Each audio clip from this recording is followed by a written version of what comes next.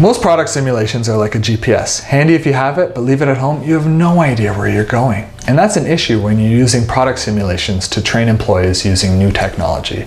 Confidence in new technology is key, and that confidence comes from repetition, not simply following a blinking light. And that's why we've designed Lemonade simulations a bit differently. Lemonade simulations are designed to challenge users, first guiding them through an activity, then asking them to complete the same activity without the helping hand. This tests how much users learned in their first round and encourages mastery through repetition.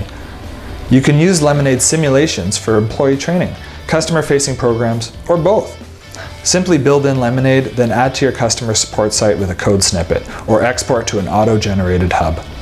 If a new version or feature is released, it's easy to update your simulation in Lemonade, and you can push those changes out across all your training courses and customer support sites with the click of a button.